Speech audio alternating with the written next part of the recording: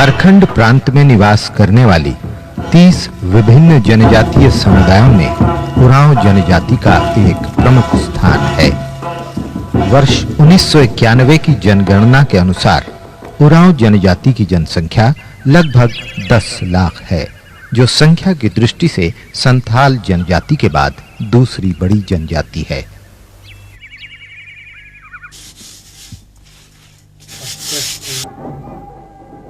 अधिकांश मानव विज्ञानी, शोधकर्मी और विद्वानों का मत है कि उरांव जनजाति के लोग द्रविड़ मूल के हैं। इनकी अलग बोली भाषा है, जिसे कुड़ुख भाषा के रूप में जाना जाता है। अपनी विशिष्ट भाषा, सांस्कृतिक परंपरा और ऐसी ही अन्य विशेषताओं के कारण उरांव जनजाति की एक अलग स्वतंत्र पहचान है, जिसमें सरना, पढ़ा और जतरा जैसी पारंपरिक संस्थाओं का महत्वपूर्ण स्थान है।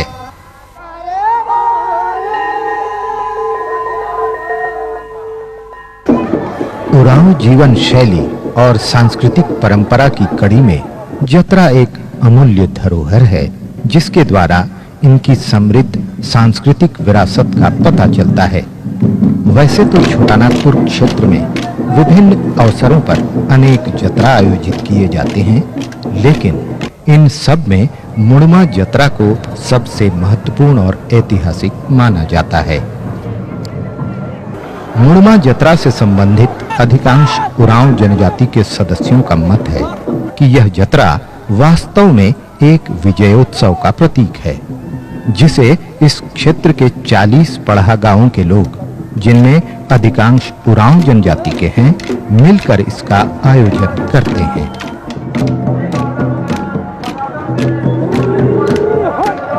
यह जतरा उत्सव कब आरंभ हुआ, इसका अनुमान ही लगाया जा सकता है, क्योंकि आरंभ होने की तिथि का कोई लिखित दस्तावेज उपलब्ध नहीं है। जतरा आरंभ करने से संबंधित उरांव जनजाति के लोक मत के अनुसार बहुत समय पहले रोहतासगढ़ में मुसलमानों के आक्रमण के कारण उन्हें वह स्थान छोड़ना पड़ा और वे सोन नदी के किनारे-किनारे वर्तमान पलामू होते हुए छोटानागपुर में प्रवेश कर गए। ऐसी मान्यता है कि पलामू से रांची आने के क्रम में उनका संघर्ष यहाँ के पूर्व निवासियों से मुड़मा गांव के आसपास ही कहीं हुआ, जिसमें उरांव लोग विजयी हुए। इसके बाद ही वे रांची जिले के पश्चिम में बसे और फैले। इस प्रकार यह जतरा प्रारंभ में तो वार्षिक विजयोत्सव के रूप में मनाया जाता रहा, परंतु कालांतर में मुड़मा जतरा के रूप में प्रसिद्ध हुआ। उरांव जनजाति द्वारा मनाए जाने वाले इस वार्षिक विजयोत्सव की झलक इस अवसर पर गाए जाने वाले लोक गीतों में वीर रस की प्रधानता तथा नर्तकों द्वारा किए जाने वाले अभिनय एवं भंगिमाओं में स्पष्ट देखने को मिलती हैं।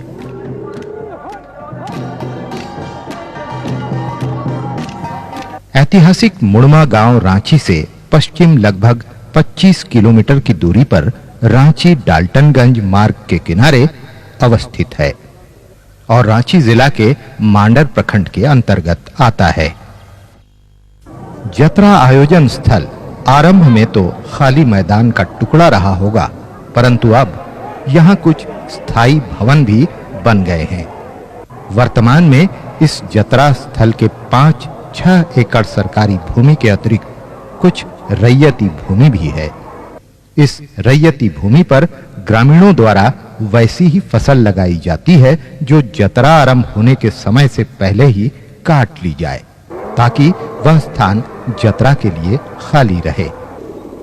यह जतरा स्थल मुड़मा गांव के मुख्य चौराहे से लगभग 1 फरलांग की दूरी पर स्थित है। वर्तमान में मुड़मा जतरा कार्तिक कृष्ण पक्ष प्रतिपदा की रात्रि तथा कार्तिक कृष्ण पक्ष द्वितीया के दिन वेला में आयोजित होता है। इस प्रकार यह ऐतिहासिक जतरा एक रात और एक दिन का सांस्कृतिक और धार्मिक उत्सव है।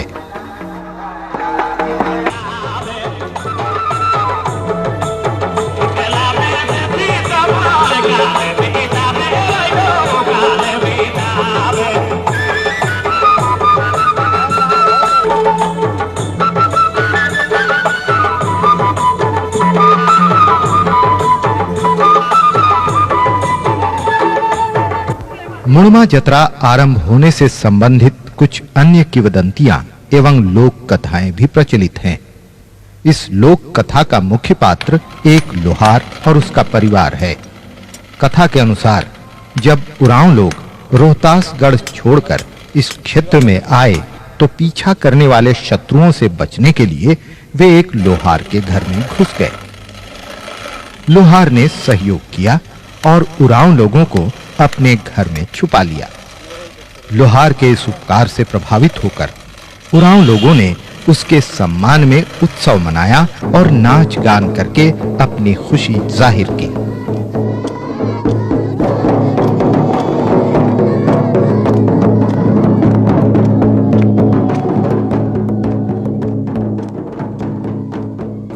बाद के वर्षों में यह आयोजन नियमित होने लगा और अंततः इसने एक जत्रा का रूप ले लिया। भारतीय परंपरा में मिथकों और किंवदंतियों का अलग सामाजिक एवं सांस्कृतिक महत्व रहा है। मुड़मा जत्रा से संबंधित कथाओं और किंवदंतियों को भी इसी रूप में देखा जाना चाहिए, क्योंकि जत्रा के आयोजन के सामाजिक पहलू और उद्देश्य इन्हीं लोक कथाओं और जनश्रुतियों में निहित होते हैं।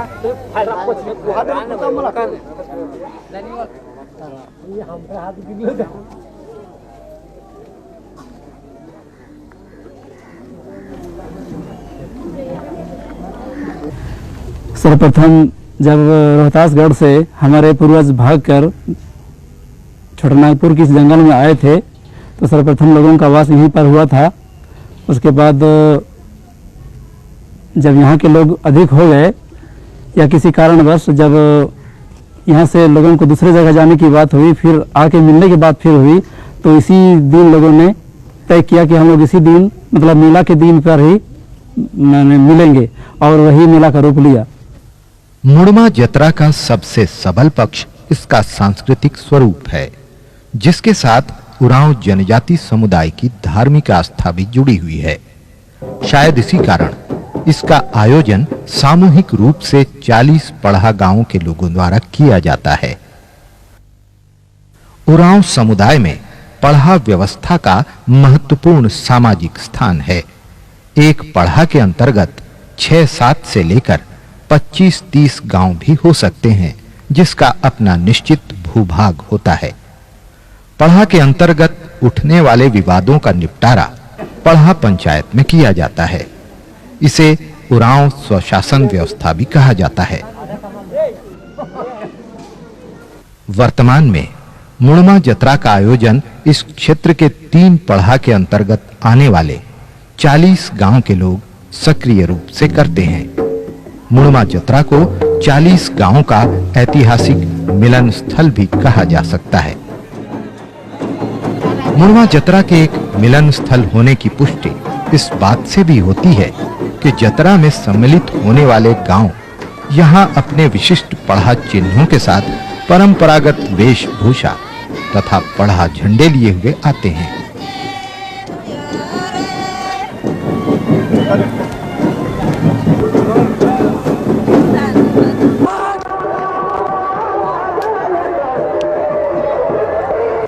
जत्रा में प्रवेश करने के बाद प्रत्येक नृत्य दल सबसे पहले जत्रा खूंटा की परिक्रमा करते हैं और इसके बाद अलग-अलग स्थानों पर अपने पढ़ा झंडे के साथ नाच गान करते तथा अपनी सांस्कृतिक विरासत का प्रदर्शन करते हैं।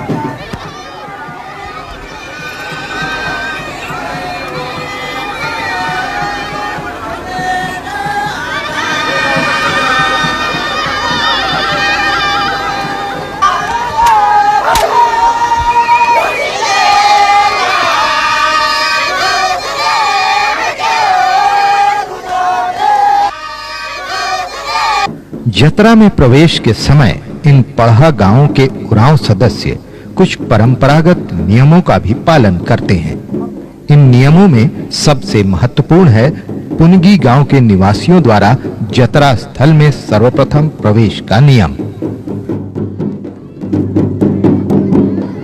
जब तक पुनगी गांव का नृत्य दल जत्रा स्थल में प्रवेश नहीं करता, तब तक अन्य पढ़ा गांवों के सांस्कृतिक दल जतरा स्थल में प्रवेश नहीं करते। यह सम्मान पुनगी गांव को शायद इसलिए प्राप्त है क्योंकि पुनगी निवासियों को ही जतरा खूंटा के नष्ट होने की स्थिति में उसे बदलने का अधिकार भी है। जब वो पेड़ वहाँ खूंटा सड़ के गिर जाता है तब ही हम लोग इस गाछ का हम लोग काट के पुनगी से मुन्ना मेला खूंटा के लिए ले जाते हैं। हम लोग काट के यहाँ अखड़ा में लान के उसको अपना सुमरन करके ही मैंने यहाँ से उसको लुढ़काते लुढ़काते, कोई कंधा से बो के नहीं, कोई गाड़ी से उठा के नहीं, पूरा एक चक्कर लगाते हुए खूंटे का स्थान पहुंचा करके वहाँ हम लोग गाड़ते हैं। और इसका जगह का नाम धोवा मरचा पड़ता है।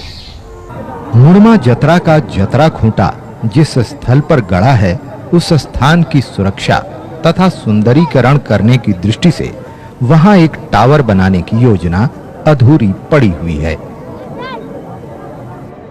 योजना के अनुसार समस्त 40 पढ़ा गांवों का प्रतिनिधित्व के रूप में पढ़ा में सम्मिलित गांवों के आधार पर, जिनकी संख्या वर्तमान में 7, 12 और 21 है, 3 छातानुमा आकृतियों के निर्माण की है, जो सभी पढ़ा गांव के पृथक अस्तित्व के साथ-साथ उनके संयुक्त मिलन को भी दर्शाएगा।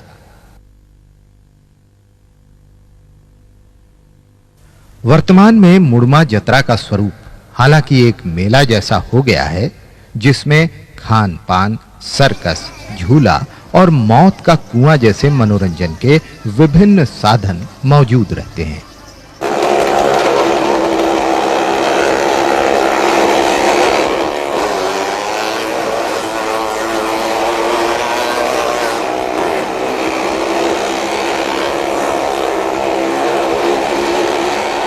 लेकिन इसके बावजूद जतरा से जुड़ी मान्यताएं और धार्मिक क्रियाकलाप काफी हद तक आज भी अक्षुण्ण बने हुए हैं।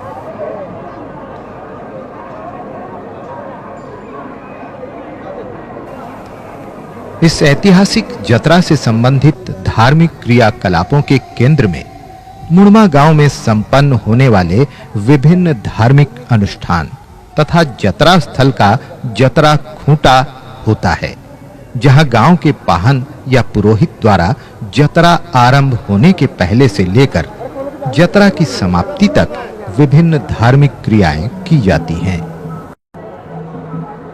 जतरा आरंभ होने के प्रथम दिन, जिस दिन जतरा रात में लगने की परंपरा है, मुड़मा गांव में पाहन एवं अन्य लोग पूरी तैयारी में सुबह से ही जुट जाते हैं। मुड़मा उन गिने चुने गांवों में से एक है जहां उरांव समुदाय की एक अन्य महत्वपूर्ण सामाजिक संस्था धूमकुड़िया अथवा युवा गृह की परंपरा अब भी देखने को मिलती है।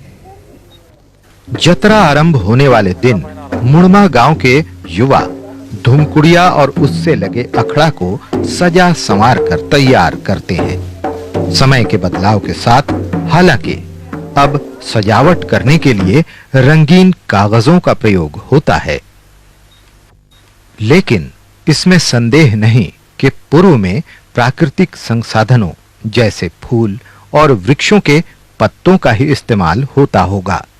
मिले-जुले रूप में यह परंपरा अब भी दिखाई देती है। मुड़मा जतरा का सबसे महत्वपूर्ण और पवित्रतम केंद्र जतरा खूंटा है, जिसकी विशेष पूजा अर्चना की जाती है। वर्तमान में जतरा खूंटा एक वृत्ताकार परिधि से घिरा हुआ है। यह खूंटा शाल वृक्ष की मोटी डाल अथवा पूरा तना होता है, जिसका कुछ भाग जमीन के अंदर गड़ा है और लगभग 8 से 10 फीट लंबाई तक जमीन के ऊपर है। जतरा खूंटा प्रत्येक वर्ष बदला नहीं जाता, बल्कि क्षय अथवा नष्ट हो जाने की स्थिति में ही विशेष अनुष्ठान के साथ निकटवर्ती पुनगी ग्राम के सदस्यों द्वारा बदले जाने की परंपरा है। जतरा खूंटा की पूजा अर्चना के लिए व्यवहार में आने वाली पूजन सामग्रियों में प्रमुख है सरगुजा के फूल, जो सरसों के किस्म का एक प्रकार का तेलहन पौधा है और इस क्षेत्र में प्रचुरता से उपलब्ध है। इसके अतिरिक्त पोतनी मिट्टी, पतली रस्सी, धागा, कांसे का लोटा और पवित्र जल, मिठाई, सिंदूर, अगरबत्ती और मिट्टी के घड़े का ऊपरी भाग इत्यादि। इस महत्वपूर्ण धार्मिक अनुष्ठान के प्रारंभिक चरणों में मुड़मा गांव के पाहन अन्य ग्रामीणों के साथ आवश्यक पूजन सामग्रियों को लिए हुए जुलूस के रूप में जतरा स्थल की ओर जाते हैं।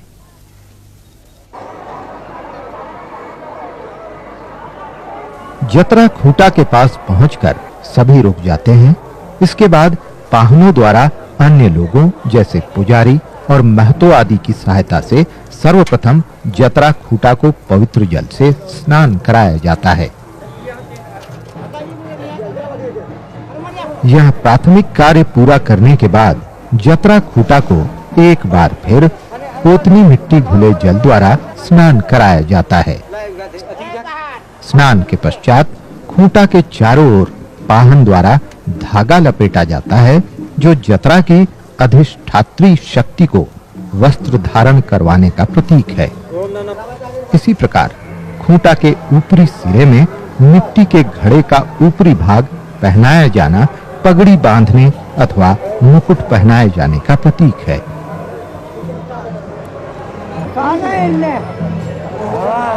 इस प्रतीकात्मक मुकुट के चारों ओर सरगुजा के फूल से लदे पौधे खोस अथवा बांध दिए जाते हैं।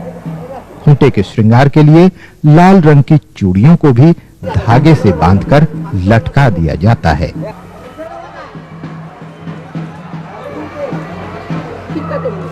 जतरा खूंटा का श्रृंगार समाप्त हो जाने पर पाहन द्वारा सिंदूर अर्पित करने के बाद धूप धुवन अथवा अगरबत्ती जलाकर प्रसाद आदि अर्पित किया जाता है। इस विशिष्ट विधि विधान के उपरांत पाहन अपने सहयोगियों के साथ वापस गांव आ जाते हैं और दूसरे दिन के अनुष्ठान की तैयारी में जुट जाते हैं। प्रारंभिक धार्मिक कृत्य संपन्न करने के बाद जिस विशिष्ट कार्य में लोग व्यस्त रहते हैं वह है करसा अथवा कलश का निर्माण। कलश श्रृंगार के लिए गांव की युवतियां अंधेरा होने पर किसी एक धान के खेत से धान की बालियां तोड़कर लाती हैं। इन धान की बालियों को एक दूसरे से गूंथकर जाल की आकृति को इस प्रकार तैयार किया जाता है कि यह घड़े के ऊपरी हिस्से में एक कटोरे के आकार का बन जाए। इस कटोरानुमा स्थान पर 3 मुट्ठी चावल अथवा उड़द, हल्दी के 3 टुकड़े तथा दूब घास रखकर ऊपर में मिट्टी के दिए रख दिए जाते हैं। इन दियों में उड़द की दाल तथा करंज का तेल खास तौर पर डाला जाता है। प्रतिपदा के दूसरे दिन जब जतरा दोपहर में लगता है, उस दिन गांव का पाहन प्रातः समय गांव की सीमा पर अपने सहयोगियों के साथ जाता है और परंपरागत विधि विधान के अनुसार 3 अलग-अलग रंगों के मुर्गों की बलि देता है।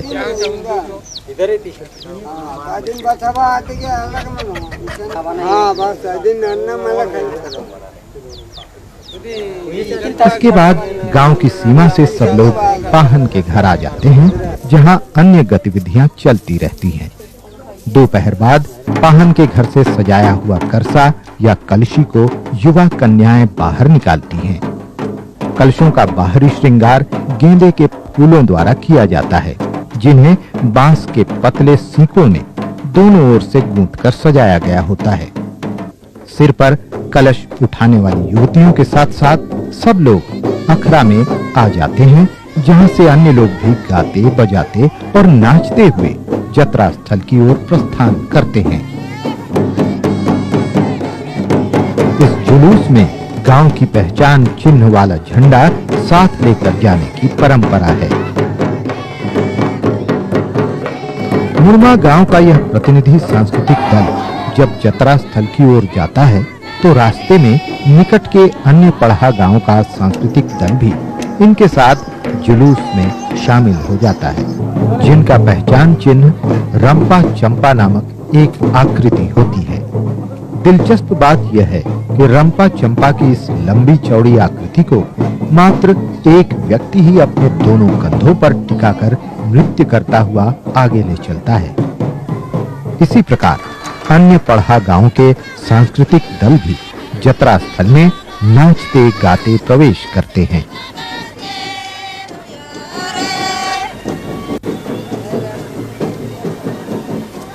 अभी जतरा का स्वरूप वृहत मेले जैसा हो गया है और इसे देखने आने वालों की संख्या भी बढ़ गई है। प्रतिपदा के दूसरे दिन जतरा स्थल में लोग चारों ओर से दिन चढ़ते ही आना आरंभ कर देते हैं, जिसके कारण थोड़ी देर के लिए रांची डाल्टनगंज मार्ग लगभग अवरुद्ध सा हो जाता है।